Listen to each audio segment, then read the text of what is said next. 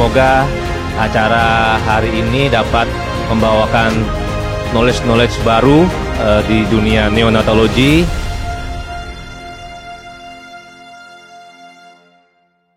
Karena Assalamualaikum warahmatullahi wabarakatuh.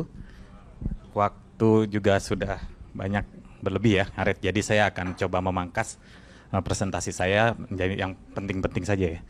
Oke, saya akan bawakan materi terakhir yaitu tentang beyond conventional HFOV, yaitu tentang HFO volume guarantee. Kenapa ini terakhir? Karena ini akan menjungkir balikan semua yang sudah dijelaskan oleh Prof. Rina dan Dr. Putri ya. Makanya ketika pakai HFO volume guarantee semua jadi berjungkir balik.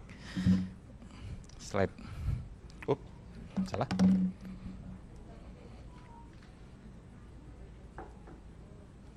Ya, ini tujuannya ya, kita diskusi tentang konsep dasar dari HFO volume guarantee. Kita diskusi bagaimana melakukan rekrutmen manuver menggunakan HFO dengan volume guarantee. Kita diskusi juga strategi protektif menggunakan HFO dengan volume guarantee. Yang terakhir, kayaknya HFO SAI tidak kita diskusikan di sini karena terlalu lama. Apa sih HFO? Saya ulang lagi ya, biar makin mantap ya. Jadi sebuah mode pernafasan yang mempunyai karakteristik 3. 1, cepat banget ya frekuensi napasnya, bisa sampai 900 kali per menit. Yang kedua, dia fase pernafasannya sama-sama aktif. Seperti kita ketahui kalau kita tarik napas kan aktif. Kalau buang napas sebenarnya pasif ya, karena daya recoil paru. Yang ketiga, nah ini yang paling penting. Tidal volumenya sangat kecil, bahkan lebih kecil dari ruang rugi anatomis. Nanti kita bahas ruang rugi anatomis. Coba diklik videonya sebelah sini. Oke, perhatikan slide ini ya, video berikut. Alveolus yang kolaps kembang, kolaps kembang, kolaps kembang, kolaps kembang. Ada tekanan puncak inspirasi waktu kembang maksimal, ada tekanan akhir ekspirasi waktu dia kolaps. Selisihnya delta pressure namanya. Itu yang membuat alveolus bergerak-gerak. Ini pada ventilator konvensional dengan PEP yang jelek. Sekarang coba diklik yang sebelah. Perhatikan baik-baik alveolusnya, dia bergetar. Saat bergetar dia tidak pernah kolaps. Nah, mean airway pressure menjaga alveolus tidak pernah kolaps. Sedangkan getarannya itu adalah delta pressure di konvensional. Jadi kita lihat delta pressure-nya tuh kecil. Nah, kalau di konvensional itu delta pressure adalah selisih tekanan puncak inspirasi dan ekspirasi. Kalau di HFO itu adalah amplitude namanya delta pressure. Jadi perhatikan baik-baik, klik lagi video yang sebelah sini. Ya. Di sini alveolusnya tetap terbuka karena mean airway pressure. Kemudian alveolusnya bergetar karena adanya amplitudo, ya, amplitudo. Mean airway pressure oksigenasi, amplitudo menyebabkan tidal volume. Karena ini HFO namanya tidal volume HFO atau VTHF ya. Nah, ini adalah ruang pernafasan, gambar skematik dari saluran pernafasan kita. Ini bronkus utama nih, bronkus percabangannya. Tidak ada pertukaran gas di sana. Jadi ini disebut ruang rugi. Ruang rugi. Sementara ada juga alveolus yang ngembang, ada yang tidak ngembang. Yang tidak ngembang juga rugi juga. Namanya ruang rugi. Ruang rugi anatomis dan satu lagi ruang rugi fisiologis akibat kolaps paru. Nah, pada HFO, volume tidalnya bahkan lebih kecil dari ruang rugi ini. Nah, itu kelebihannya ya. Sementara tadi Dr. Risba bicara pentingnya volume garanti yang udah sama-sama kita bahas. Bagus, menurunkan kematian, menurunkan displasia bronkopulmoner, menurunkan pneumotorak, menurunkan hipokarbia. Banyak sekali manfaat dari volume garansi. Ditambah HFO juga bagus juga, karena tadi tidal volumenya kecil, sehingga kerusakan alveolusnya juga kecil dia. Nah, bisa nggak sih kita mix keduanya? Bisa jawabannya. Ya, keluarlah HFO volume garanti. Jadi per definisi dia mode ventilasi berfrekuensi tinggi dengan kemampuan adaptif. Apa itu kemampuan adaptif? Amplitudonya bisa turun naik secara otomatis. Jadi kalau di ventilator konvensional PIP-nya bisa turun naik secara otomatis, sehingga nanti kita jaga volume tidalnya tetap konstan. Volume tidal HFO. Nah, di sini volume tidal HFO. Kalau tadi Dr. Risma banyak menyebut tentang minute ventilasi pada ventilator konvensional, itu adalah besaran untuk buangan CO2. Pada HFO ada konsep yang sama namanya koefisien difusi dari CO2 atau DCO2. DCO2 ini sangat dipengaruhi oleh volume tidal HFO. Ya. Nah, dengan menjaga VTHF konstan, otomatis nanti buangan CO2 akan relatif konstan.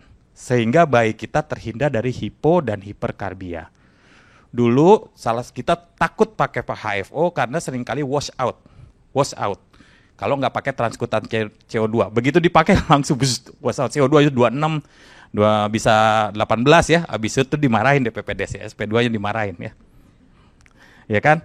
Nah, mungkin inilah jembatannya supaya nggak wash out dengan menggunakan HFO volume guarantee. Nanti kita bahas gimana triknya supaya nggak wash out. Ya, ini sama ya. Ini evidence-nya lah, saya nggak bahas panjang lebar ya. Intinya adalah bisa menjaga kadar CO2 di dalam tubuh bayi itu nggak ajrit-ajritan, nggak turun naik. Sehingga nanti cedera otak juga akan terhindari jadinya. Ya. Nah, sekali lagi, parameter HFO, volume guarantee, sama seperti parameter dari HFO konvensional seperti Prof. Rinat jelaskan, bagi dua, kapasitas residu fungsional, volume tidal. Volume tidalnya volume tidal HFO. Kapasitas residu fungsional tergantung dari mean airway pressure, sementara volume tidal HFO tergantung 3 komponen. Frekuensi, amplitude, IE ratio. Kalau mean airway pressure udah tahu lah, digedein mean airway pressure-nya pasti kapasitas residu fungsionalnya membaik, asal nggak overdistensi, maka oksigenasi akan membaik. Problemnya adalah di sini nih, frekuensi, amplitude, IE ratio. Kalau frekuensi amplitude dinaikin, pasti volume tidalnya naik. Udah tahu lah ya. Tuh. Tapi kalau frekuensinya dinaikin, gimana? Kan selama ini selalu dihafal ya. Kalau frekuensinya dinaikin, maka pasti CO2-nya wash out gitu. Sekali dibalik nanti pusing. Jadi sebaiknya jangan menghafal ya. Ini mean airway pressure ya. Jadi saya ulangin lagi, mean airway pressure. Coba diklik video ini. Biar benar-benar ya. Ini masih pakai konvensional. Masih pakai konvensional. Begitu kita change ke HFO, ini mean airway pressure 19 cm air. 10, 12, 13, 14. Ya, 14 cm air. Nanti pelan-pelan ini akan mulai mengembang. Kenapa dia mulai mengembang? Karena seperti tadi, konsep Laplace ya. Begitu dia tegangan permukaannya turun dengan pressure yang sama, pasti dia akan lebih bagus ya ngembangnya ya. Nah, berikutnya adalah amplitude. Nah, perhatian baik-baik. Kalau amplitude itu simpangannya, getarannya tadi. Makin besar amplitude, makin besar volume tidalnya, benar nggak? CO2-nya akan makin banyak dibuang kalau tidal volumenya membesar. Kan logikanya gitu ya. Nah, kalau kita napas lebih gede berarti. Nah, kelebihan dari HFO adalah amplitude pressure yang dikasih di ujung endotracheal tube itu tidak akan sama dengan sampai di alveolus. Dia biasanya akan terjadi efek pelemahan atau dampening effect. Kalau di sini misalkan delta pressure-nya 20 cm air, sampai sini mungkin tinggal 1 sampai 2 cm air saja. Jadi aman ya. Nah, ini amplitude 15, artinya 7,5 ke atas, 7,5 ke bawah. 7,5 masuk, 7,5 narik ya, gitu ya udaranya. Nah, pada HFO volume guarantee terjadi pengukuran volume tidal HFO ya. Terjadi pengukuran volume tidal HFO secara continuous. Lalu dia akan membandingkan dengan set volume tidal HFO yang kita set. Misalkan kita set 1,5 mili per kilo, biasanya angka magic number gitu, 1,5 mili per kilo. Set. Kalau ternyata yang kita set itu tinggi, dapatnya diukur sama mesin 1,8 mili per kilo, otomatis amplitudenya akan turun. Sebaliknya kalau volume tidal HFO-nya diukur ternyata lebih rendah, taruhlah 1,0 mili per kilo, padahal kita set 1,5 mili per kilo, otomatis amplitudenya akan naik. Naiknya otomatis. tapi dibatasin dengan pengunci namanya amplitude max di situ ya. Nah, ada penguncinya, jadi kita nggak bikin dia naik gila gitu ya. Nah, jadinya akan seperti ini. Begitu parunya tadinya bagus, entah kenapa dia klapsi ya. Biasanya kan gitu ya, infeksi, sepsis, nek dan sebagainya. Habis itu mediator inflamasi naik ke paru, parunya inflamasi, surfaktannya inefisiensi, terus akhirnya parunya kolap. Nanti otomatis amplitudenya akan naik sendiri. Tuh, naik sendiri. Sebaliknya, kalau dia membaik ke sana, amplitudenya akan turun sendiri. Dengan demikian, volume tidal HFO akan dijaga konstan sepanjang masa. Ini akan membuat kadar CO2 dalam darah bayi relatif lebih steady, stabil. Ya. Oke. Oleh karena dia akan mengukur terus-menerus volume tidal HFO-nya, dia butuh sensor yang baik. Sensor yang baik, diulang sampai 3 kali, sensor yang baik. Ya. Sensornya harus bagus, nomor 1. Nomor 2, kebocoran harus diatasi, leak nggak boleh ada leak, karena jadi salah ngukur.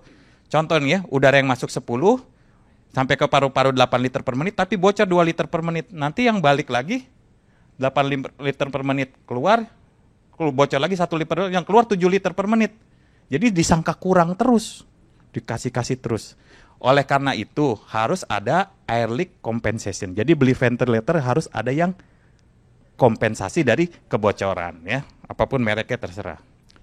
Nah, sekarang kita bandingkan ventilator yang tadi diajarin HFO, diajarin Prof. Rina sama ventilator HFO volume garanti. Lihat, ketika kita pakai frekuensi 15 Hz, saya turunkan jadi 10 Hz pada konvensional. Apa yang terjadi? Ini grafik pressure terhadap waktu. Amplitude ke atas, amplitude ke bawah, amplitude ke atas, amplitude ke bawah. Sekarang, dengan menurunkan frekuensi, satu siklus nafas akan jadi lebih panjang. Ya enggak? Kan makin cepat cecet sama yang slow kan jadi makin lama ini bolak-baliknya, waktu bolak-baliknya. Akibatnya area under curve yang merupakan volume tidal HFO akan makin besar. Jadi ingat, kalau pakai konvensional nurunin frekuensi akan menyebabkan CO2-nya wash out di darah karena turun di darah karena dia wash out keluar karena volume tidalnya besar. Sekarang balik ke ventilator HFO volume garanti. Lihat. Pada volume garanti, karena dia akan menjaga volume tidalnya sama, begitu saya turunin frekuensi, otomatis amplitude dinaikin sama ventilator. Saya ulangin ya.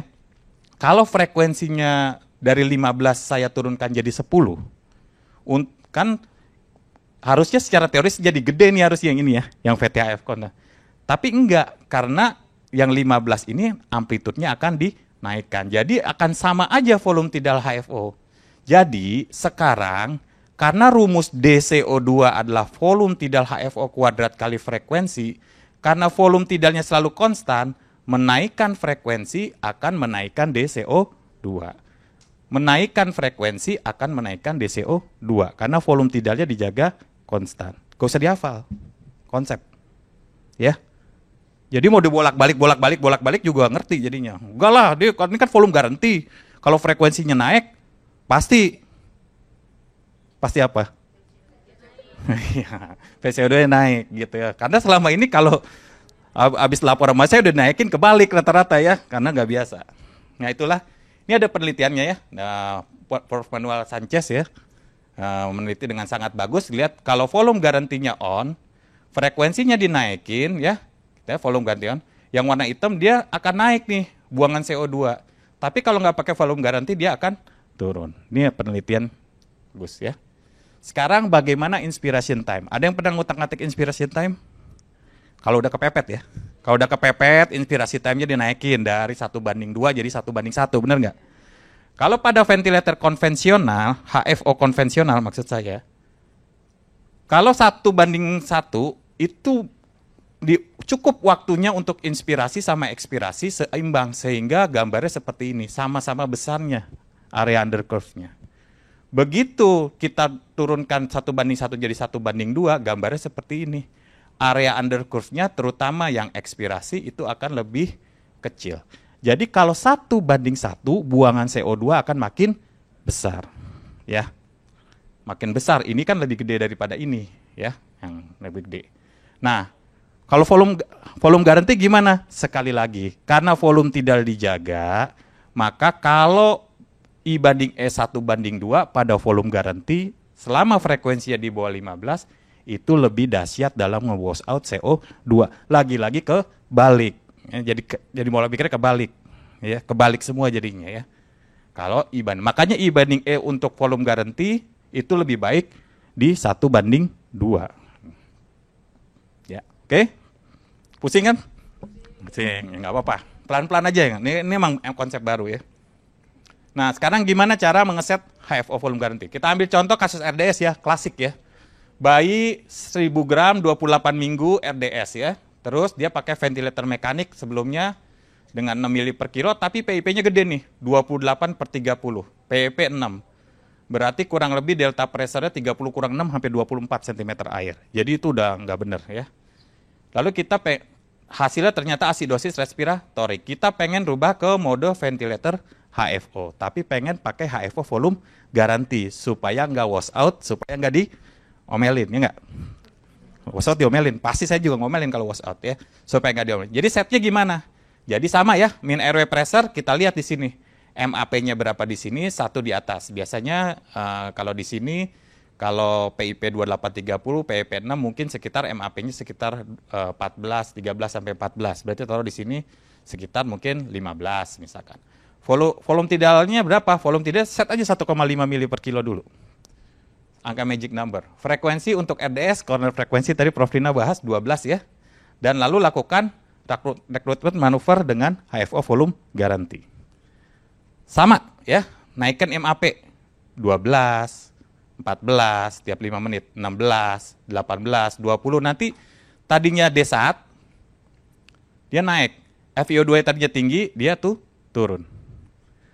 Ini ya, naik, terus udah nggak bisa naik lagi, malah dinaikin sama desat, dia turun, sampai kolap, terus naik sebentar, terus kolap. Apa sih bedanya sama yang konvensional? Nah, ini bedanya. Seperti konsep Laplace tadi, kalau dia alveolus yang ngembang, maka delta pressure-nya tidak butuh besar-besar, tidak butuh banyak untuk menciptakan tidal volume. Jadi kalau kita pencet tren di situ ada trennya di ventilator. Nanti mungkin di Picu-Nicu update ya, kita keluarin tren, nah, baca tren. Kita bisa lihat nih trennya nih.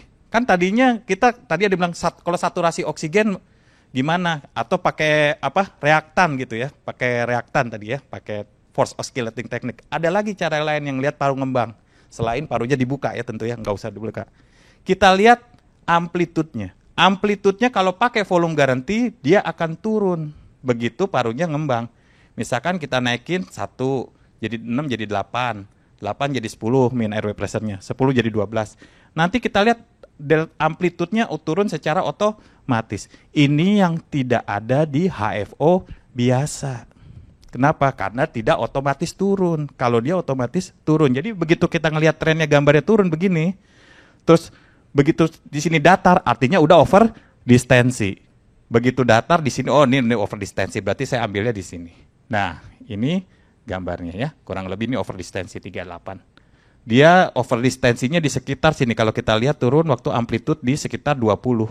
Nah, 26 ini udah over juga.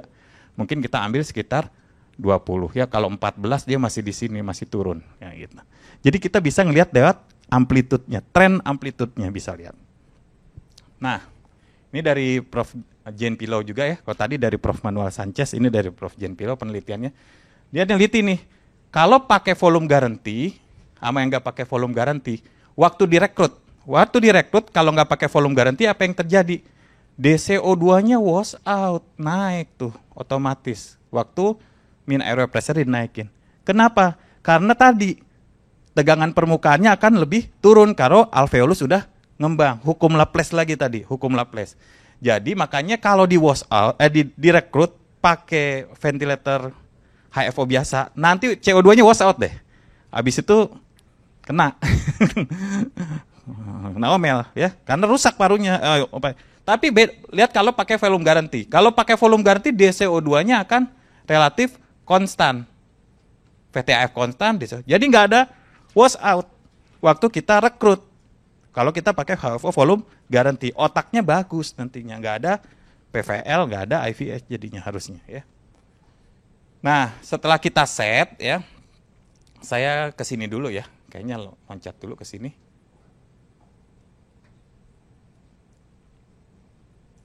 Setelah kita set ya, lalu kita biar dapat yang terbaik ya, ini main airway pressure, lalu kita AGD 30. Lalu kita cek, seandainya CO2-nya tinggi, ternyata CO2-nya masih 80 mm Hg. Apa yang harus kita kerjain? Nomor pertama, pastiin dulu dopesnya, wiggle-nya ada apa enggak, ETT-nya kinking apa enggak ya, abdomennya distended apa enggak ya, over distensi apa enggak, itu paling sering. Jangan langsung ngerubah setting dulu sebelum pastiin enggak ada over distensi. Lalu lihat volume tidalnya, 1,5-nya tercapai enggak? Dibaca yang kita set 1,5 tercapai enggak 1,5? Kalau ternyata enggak tercapai, lihat lagi kekunci enggak amplitudenya sama pengunci amplitude max-nya.